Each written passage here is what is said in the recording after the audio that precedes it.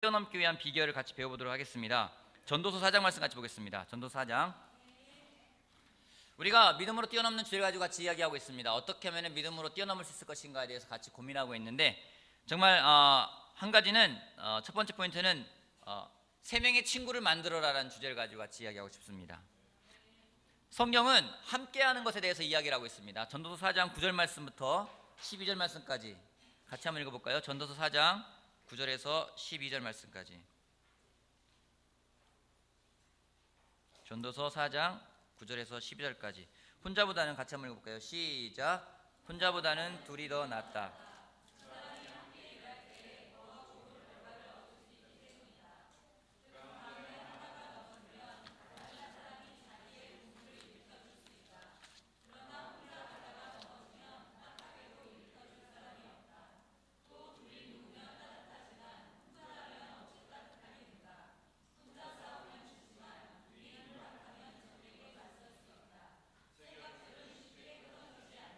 제 영상 하나 보여드리겠는데요. 이 영상을 보시면서 여러분들 어떤지 한번 좀 이걸 일로 빼야 되는군요.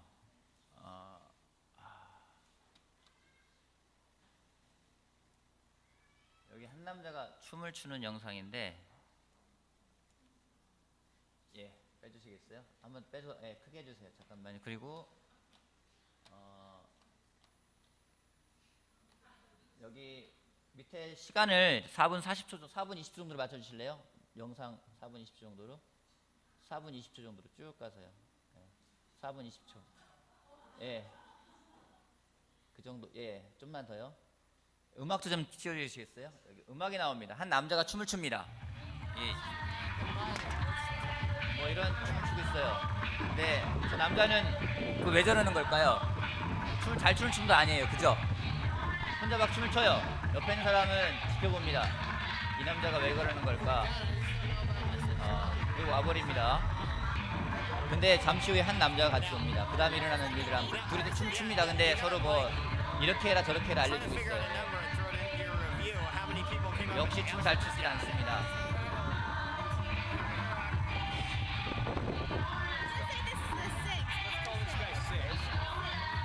(3분) 정도 되는데 한번 잠깐만 보시죠.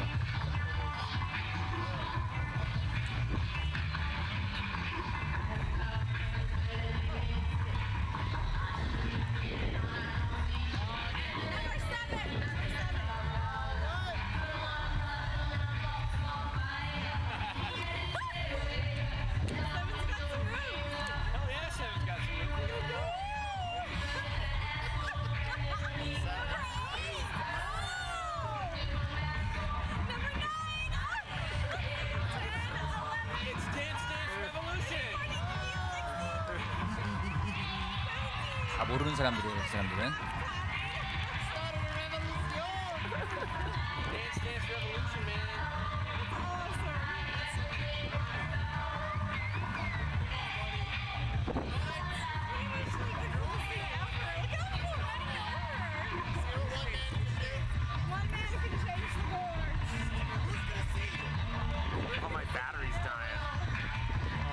사람들 점점 모여들죠.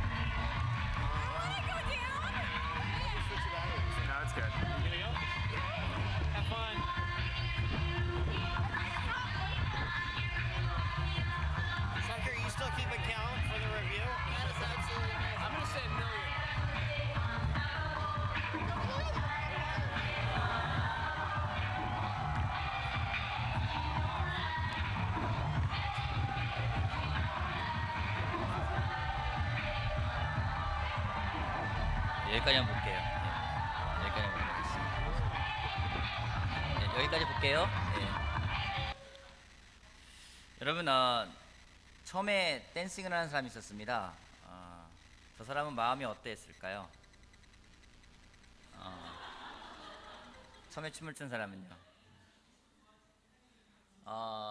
굉장히 어쩌면은 쑥스러운지도 모르겠어요. 그죠? 한 사람이 하는데 주변에 모르는 남자 한 명이 다가옵니다. 그리고 또 다른 남자가 한 명이 다가옵니다. 이제는 2명이 3명이 되고 3명이 4명이 되고, 그 다음부터는 불어나기 시작할 때는요, 주변의 사람들은 이제 오히려 주변에 구경하는 사람들이 방관자가 돼버리는 거예요. 처음에는 혼자 하는 사람 이상한 사람이었는데 나중에는 같이 할 때는 그런 에너지가 있다는 것을 보게 됩니다. 저 영상 보면서 마지막에 사람들이 몰려드는 걸 보면서 좀 되게 놀라웠어요. 여러분, 우리의 운동이 그렇게 시작을 했습니다. 예수님 한 분이 이 땅에 오셨어요. 근데 그분이요 친구들을 만들었어요. 베드로, 요한, 야곱을 만드셨습니다. 놀랍게도 이번에 팅캠프에서 다니엘에 대해서 이야기하는데 다니엘도 3명의 친구가 있었어요. 다윗도 3명의 용사가 있었습니다. 혼자 할 때는 어려운데 3명이 할 때는 앞에 있는 믿음의 장애물들을 뛰어넘을 수가 있다는 겁니다. 여러분 앞에 있는 믿음의 장애물을 뛰어넘고 싶습니까? 그렇다면 여러분 친구를 사귀십시오. 친구를 만드십시오. 그 친구와 또 무엇을 할 것인지 친구와 하나님께 같이 나아가는 사람이 되길 바라겠습니다. 다니엘서 2장 말씀 볼게요. 다니엘서 2장, 다니엘 2장 17절 말씀부터 18절 말씀까지 볼게요. 17절, 그 다음에 다니엘은 집으로 돌아가서 자기의 친구 하나냐와 미사엘과 아사랴에게 그 사실을 알려주고 그 친구들에게 말하였다. 너희와 나는 다른 바빌론의 지혜자들과 함께 죽지 않도록 하늘의 하나님이 긍휼을 베푸셔서 이 비밀을 알게 해주시기를 간구하자. 무슨 일인지요? 그 전에 어떤 일인지, 아리옥이라는 바벨론의 왕이 있습니다. 이 왕이 꿈을 꿨어요. 꿈을 꿨는데 꿈이 너무나 희귀한 거예요.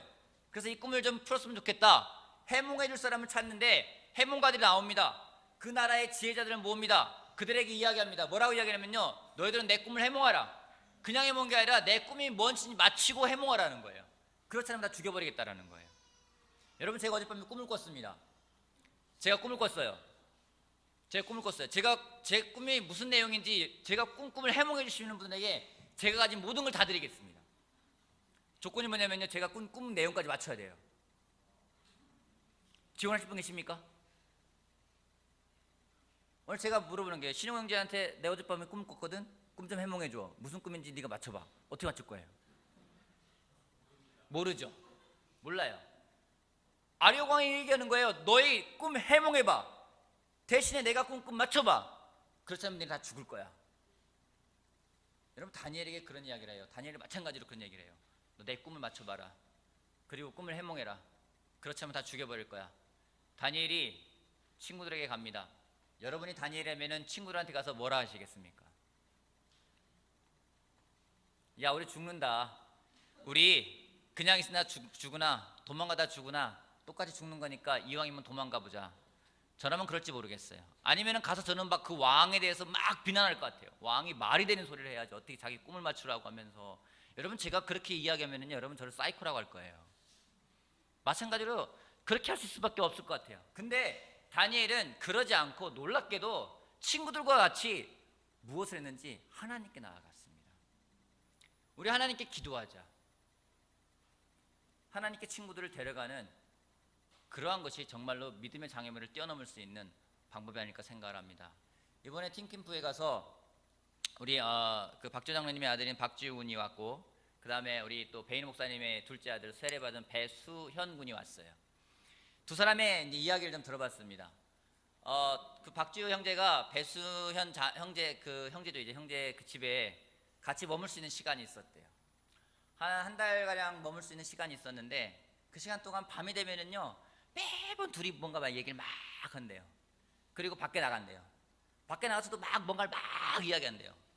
여러분, 남자들의 수다는 여자들의 수다를 버금가면 버금같이 뒤지지 않습니다. 막 이야기하고, 그런 다음에 그들이요 한강에 가건 공원에 가건 밖에 나가 기도하는 거예요.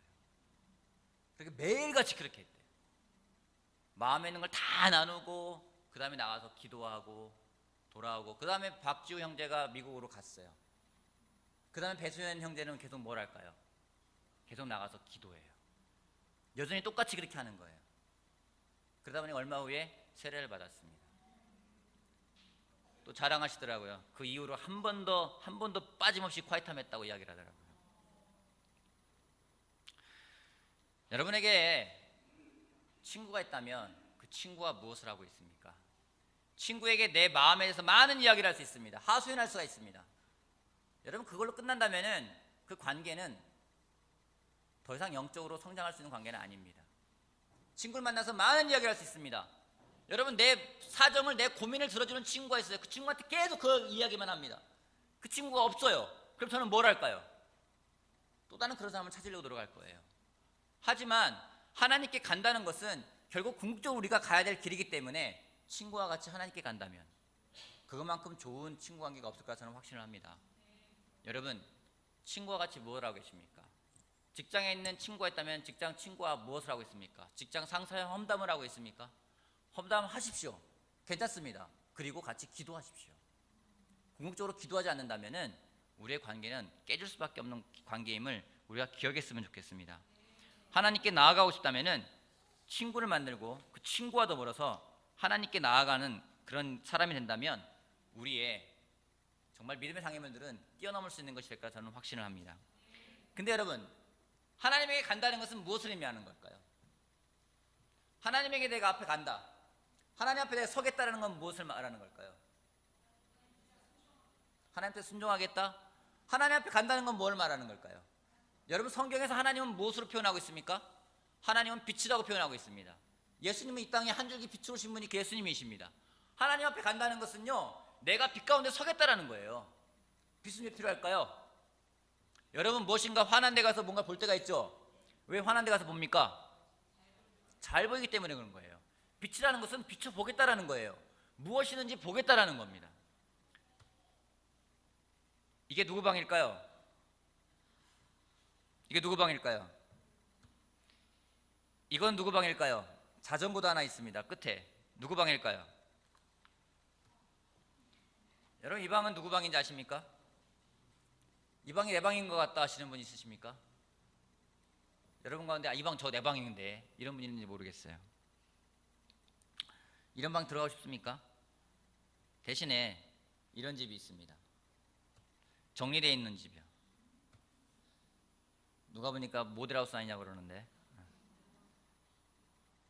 제가 예전에 혼자 전임이 되고 저기 신림 본동에 그 옥탑방에 산 적이 있어요. 한 6개월 정도 산 적이 있습니다. 그때 캠퍼스 미션을 해라 해가지고 저는 숭실대하고 서울대가 신림동 쪽에 있지 않습니까? 그래서 신림 본동에 있는 옥탑방에 살았어요. 제가 제 집을 거의 약 한 달 가까이 안 치운 적이 있습니다. 처음에는요, 들어가니까 피곤하니까 옷을 아무데나 벗어놓습니다. 그 다음 날은요, 먹다 남은 과자 부스러기도 그냥 이쪽에 놔둡니다. 양말도 벗어서 이쪽에 놔둡니다. 그러면서 제가 누워서 지내는 공간 바운더리에는 점점점 쓰레기들이 쌓여가기 시작을 해요. 근데 한 2주 정도 지나니까 제가 느꼈어요. 아, 쓰레기가 많구나라는 걸 느꼈어요. 근데 밤에 들어갔기 때문에 불을 켜고 싶지 않았고 불을 켜지 않았고 계속 지내면서 쓰레기가 쌓여가는구나는 느꼈어요. 이 집이 얼마나 지저분할지가 또 상상이 됐어요. 근데 보고 싶지가 않아요. 제가 한 게 뭔지 아십니까? 밤에 늦게 들어가는 거예요. 그리고 불을 안 켜요. 어디에 내 침구가 있는지 알기 때문에 거기 들어가서 눕습니다. 그리고 아침 일찍 나와요. 해가 뜨기 전에. 보고 싶지 않아서. 남들은 굉장히 부지런한 알겠죠. 밤에 늦게 들어가고 아침 일찍 나오고. 근데 이유는 뭐냐면 보고 싶지가 않은 거예요. 근데 어느 날 제가 핸드폰을 두고 왔어요. 집에다. 낮에 들어갈 수밖에 없는 상황이 됐어요. 낮에 들어서 가려는데 그 신림역에서 그 집에까지 한 10분 정도 걸어 올라가거든요. 이렇게 쭉 산길 따라 올라가야 되는데, 올라가는데 막 걱정이 되는 거야. 아, 내 집이 어떤 모양일까? 내가 상상하는 모양일까? 제발 많이 지저분하지 않았으면 좋겠는데 보고 싶지가 않은데 봐야만 되는 상황이 된 거예요. 계속 올라가서 결국에는 문을 딱 열어놓는 순간 제가 기겁하는 줄 알았어요. 아까 사진은 정말 양반이에요. 집이 아주 엉망인 거예요. 그래서 작정을 하고 쓰레기 봉투를 사다가 한 몇 시간 걸린 것 같아요. 그 집을 다 치웠습니다. 쓰레기를 다 버렸습니다. 그러고 나니까 참 안락하고 편안한 곳이 집이더라고요. 여러분, 우리 마음도 마찬가지입니다. 마음에요, 뭔가 지저분한 게 있을 때는요, 마음을 보고 싶지가 않아요. 여러분 마음 보고 싶지 않을 때 있잖아요. 그죠? 언제입니까? 마음에 더러운 게 있을 땐 보고 싶지가 않아요. 여러분 몰골에 지저분할 때는요, 거울 보고 싶지가 않아요. 그래서 언제 다닙니까? 밤에 다녀요. 밤은요 자유로워요. 그죠? 밤에는요 화장 안 해도 됩니다. 밤에는요 머리가 부스스해도 됩니다. 밤에는 쓰리빨 신고 다녀도 됩니다. 마음껏 다닐 수가 있습니다. 사람의 몸이 깨끗하지 않거나 지저분하면은요 점점점 어두운 곳으로 갑니다. 우리 마음도 마찬가지입니다. 마음이 깨끗하지 않으면은요, 마음에 뭔가 쌓여 있으면은요 점점점 어두운 곳으로 갑니다. 근데 그 더럽혀지는 것이 처음부터 더럽혀지는 게 아니에요. 처음에는 작은 거짓말, 살짝 속이는 것, 작은 미움, 자그마한 질투, 시샘, 잠깐 본 야한 동영상, 잠깐 생각했던 야한 생각들, 그런 것들이 점점 대범해지기 시작합니다. 그리고 마음을 더럽혀집니다. 마음이 더럽히면 어떡합니까? 안 나오려 하고 들어가서 처박혀서 어두운 곳에 있기 마련입니다. 자신감도 없어집니다. 제가 어릴 때 거울을 깬 적이 있었어요. 저희 어머니 몰래 거울을 깬 적이 있었어요. 거울을 깨고 그걸 깬 걸 막 해가지고 한쪽 쓰레기통 버리고 가만히 있었습니다. 우리 어머니가 저한테 물어봅니다. 이거마, 여기 거울 어디 갔니? 제가 그 얘기를 물어볼 때마다 뜨끔뜨끔뜨끔해요. 어머니가 아침이라서 거울이 있었는데 어디 갔지? 할 때마다 막 가슴이 뜨끔뜨끔뜨끔한 거예요. 그럼 점점 자신감도 없고요. 엄마가 보고 싶지도 않고요. 거울은 더 보고 싶지 않고요. 많은 생각이 드는 거예요. 자신감 없어져요. 사탄이 우리를 그렇게 공격을 합니다. 어제 틴 아이들, 여자아이들이 그 달란트 쇼를 장기자랑을 했어요. 우리 일산이 첫 번째로 올라가가지고 젤리젤리라는 노래를 불렀습니다. 잘했어요. 제가 볼 때는요, 아이들이 잘 모르는 아이들이잖아요. 그죠? 워낙에 서울이나 분당은 많이 했기 때문에 서로가 친한 부분도 있는데 일산은 그렇지 못하고 또 인원도 우리는 9명 갖고 거기는 막 30명, 40명씩 왔으니까 아무래도 우리가 좀 인원 수에서 눌리시잖아요. 그러니까 막 우리는 그럼에도 불구하고 아이들이 열심히 막 응원도 해주고 박수 쳐주고 잘했어요. 근데 문제는 무덤에 분당 애들이 올라왔어요. 춤을 제가 봐도 잘 췄어요. 또 하나는 그 노래가 너무나 귀에 익은 노래였기 때문에 막 남자아이들이 무슨 군대에 떼창하듯이 막 떼창을 하는 거예요.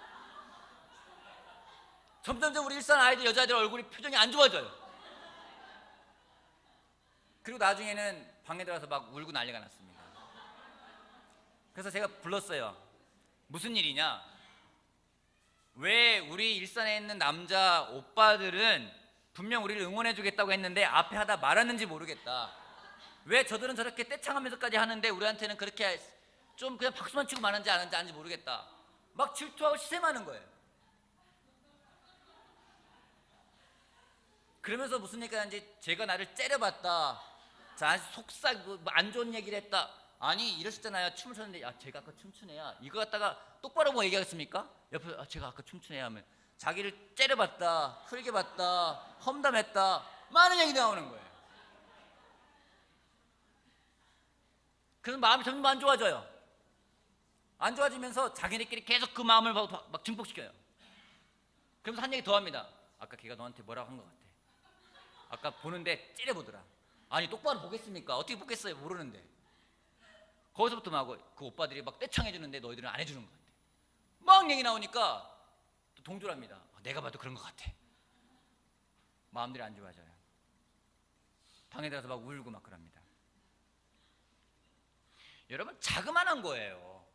작은 거예요. 내가 앞에서 춤을 출 때 사람들이 떼창할 거야 기대했을까요? 아니에요. 그냥 내가 즐거웠던 거예요. 노래도 잘못 택했어요. 왜 젤리젤리, 저 처음 듣는 노래예요. 젤리젤리 하는 무슨 소리인지 모르겠어요 저는요.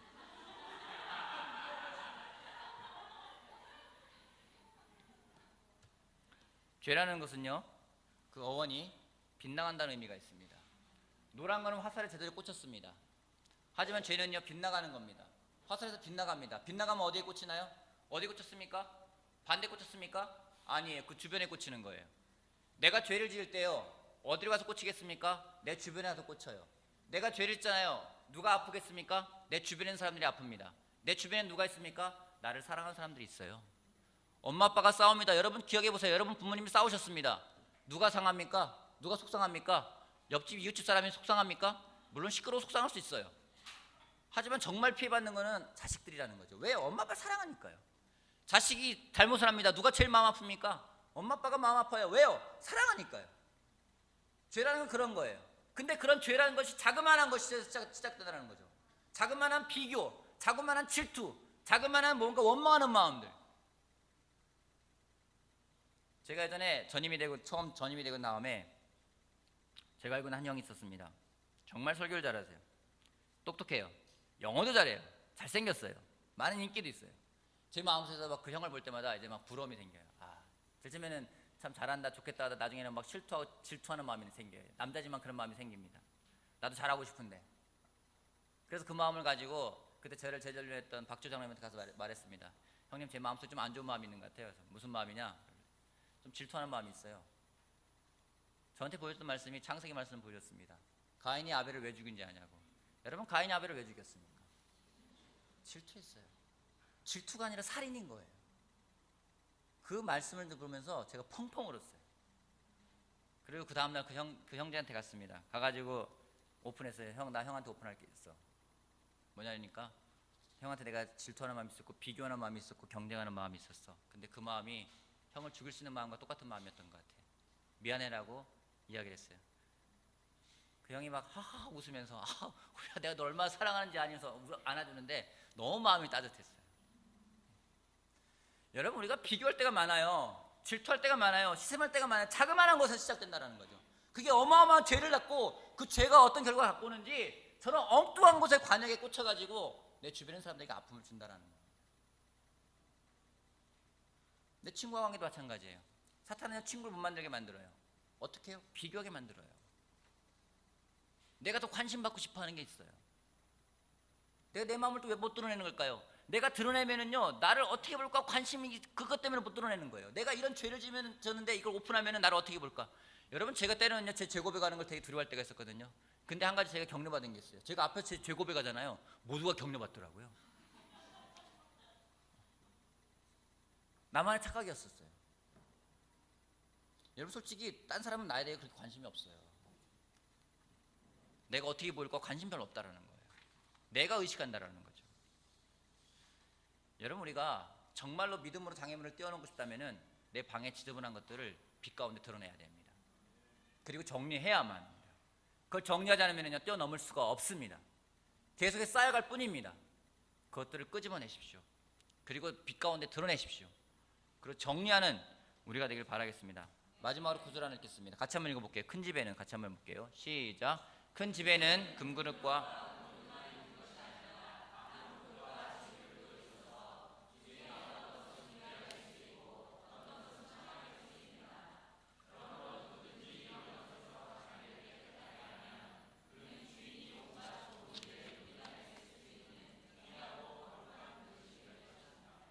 그대는 청년의 정욕을 피하고 주님을 깨끗한 마음으로 부르는 사람들과 함께 의와 믿음과 사랑과 평화를 추구하십시오. 어리석고 무식한 변론을 피해야 합니다. 그대도 알겠지만 이런 것에서 다툼이 일어납니다. 여러분, 집에 갔습니다. 배가 고파요. 라면을 끓여 먹고 싶어요. 그릇을 찾으니까 그릇이 없습니다. 한 가지 그릇이 있습니다. 보니까 어저께 된장찌개를 끓여 먹고 남았던 그릇이 하나 있어요. 설거지가 안 돼 있어요. 그리고 거기다가는 많은 음식물 쓰레기를 버렸기 때문에 지저분합니다. 여러분, 정말 그 그릇을 툭툭 털어가지고 그래 뭐 짬뽕 먹으면 되겠지 하고서 끓여 먹겠습니까? 아니라는 겁니다. 하나님도 마찬가지라는 거예요. 금그릇인지 은그릇인지 나무 그릇인지 질그릇인지 그게 중요한 게 아닙니다. 중요한 건 쓰이느냐 안 쓰이느냐가 가장 중요한 거라는 거죠. 자기를 깨끗하게 하면 주인은 온갖 좋은 일에 요긴하게 쓸 수 있다는 겁니다. 질그릇도 요긴하게 쓸 수 있습니다. 금그릇도 요긴하게 쓸 수가 있습니다. 모든 그릇은 요긴하게 쓸 수 있습니다. 우리는 그렇게 거룩하게 만들어 놓은 그릇들입니다. 그러게 말합니다. 청년의 정욕을 피하고 주님을 깨끗한 마음으로 부르는 사람들과 함께, 누구와요? 주님을 깨끗한 마음으로 부르는 사람들과 함께, 마음의 방이 정리된 사람들과 함께 의와 믿음과 사랑과 평화를 추구하라고 이야기하고 있습니다. 어리석고 무식한 변론을 피하라고 하고 있습니다. 여기서 다툼이 일어난다고 이야기하고 있어요. 어리석은 변론, 무식한 변론들이 많이 있습니다. 자그마한 비교들이요, 시기하는 마음들이요, 질투하는 마음들이요.